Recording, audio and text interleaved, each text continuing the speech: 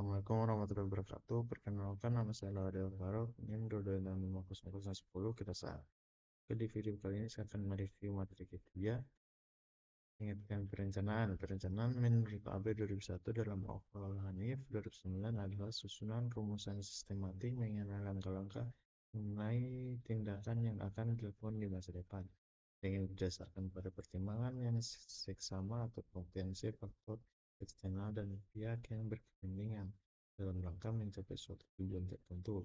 Perencanaan juga diartikan sebagai suatu proses pengambilan keputusan yang berdasarkan fakta mengenai kegiatan yang harus dilaksanakan demi tercapainya tujuan yang diharapkan atau yang dikehendaki.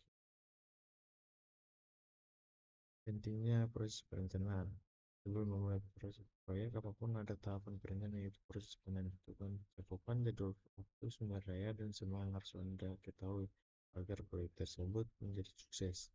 Meski sebagian proyek mungkin dilakukan dengan tahapan yang singkat dan cepat, perencanaan pekerjaan besar dan rupanya akan mengetahui betapa pentingnya proses perencanaan tersebut. Oleh karena itu, ini seringkali menjadi bagian dari pekerjaan manajer proyek senior dan mereka yang berperan dalam pengambilan keputusan dari sebuah organisasi. Tetapi pendekatan seperti ini tidak bisa dilakukan lama. Fungsi perencanaan proyek yaitu pertama, sarana komunikasi bagi seluruh pihak terkait. Dua, merupakan dasar dalam pengalokasian sumber daya. Tiga, merupakan tolak ukur di dalam pengendalian. Tahap perencanaan proyek. 1. Penetapan tujuan. 2. Urutan kerja. 3. Perencanaan organisasi proyek. 4. Jadwal kerja. 5. Perencanaan anggaran dan sumber daya. 6. Ramalan reformasi penyelesaian proyek. Terus fase perencanaan proyek. 3. Merencanakan proyek. 2. Mempersiapkan proyek. 3. Mendefinisikan rincian proyek. Terus 1. Merencanakan proyek. Ada 4 bagian dalam merencanakan proyek, yaitu 1. Perencanaan strategi. 4. Mengidentifikasi subsistem pada proyek. Terus yang ketiga, menetapkan kendala proyek. Yang 4. Menetapkan prioritas proyek. Terus perencanaan strategi. Merencanakan meningkatkan aktivitas dan menentukan sasaran untuk perbaiki kelemahan atau problem yang ditemukan pada fase definisi. Terus mengidentifikasi subproyek untuk mengetahui dan menentukan lingkup pada proyek yang akan dilaksanakan berdasarkan hasil dari fase definisi. Terus dia menetapkan kendala proyek, memperkirakan apa yang menjadi kendala, misalnya batasan dana yang diperkenalkan, batasan waktu penyelesaian, umur ekonomis proyek yang dibangun, struktur organisasi, peraturan perusahaan. Terus dia menetapkan prioritas proyek, kriteria rasional, meningkatkan keuntungan, menghemat biaya, meningkatkan kelangsungan hidup sistem, keterkaitan hubungan dan subsistem lain, kebutuhan mendesak. Menetapkan prioritas proyek, kriteria tidak rasional, manajemen tidak berminat, manajer kegagalan. 2. Mempersiapkan proyek, menunjukkan anggota tim, konsultan nilai tender, personal perusahaan sendiri, gabungan konsultan dan personal perusahaan. Menggunakan jasa konsultan. 1. Kelebihan waktu penyelesaian cepat, kualitas lebih baik, kelemahannya biaya lebih tinggi, rahasia perusahaan terbuka. Menggunakan research internal. Kelemahan waktu penyelesaian lambat, hasil kurang berkualitas. Kelebihan biaya lebih rendah, siap perusahaan terjadi.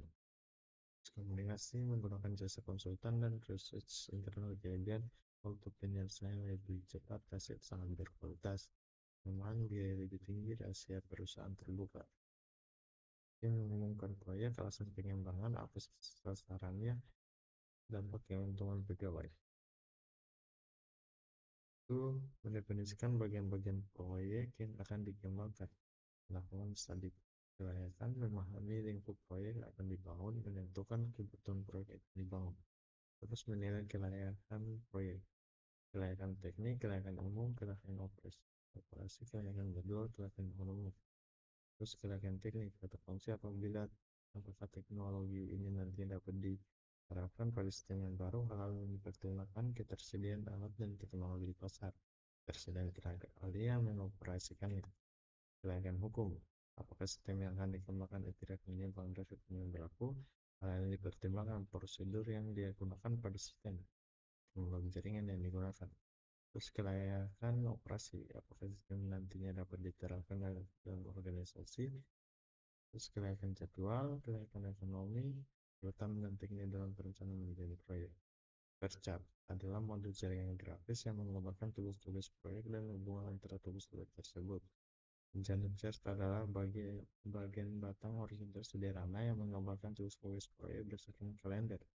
Yang batang diberi nama untuk mewakili setiap tugas proyek. Tugas-tugas tersebut didaftar secara vertikal. Kolom kiri pusat horizontal adalah garis waktu kalender. Bar chart dan Gantt chart. Microsoft Project Gantt chart. Microsoft Project Bar chart. Dan sebagai pendekatan. Mungkin sekian dari hidup saya. Lebih dan kurang yang mau dilakukan. Wassalamualaikum warahmatullahi wabarakatuh.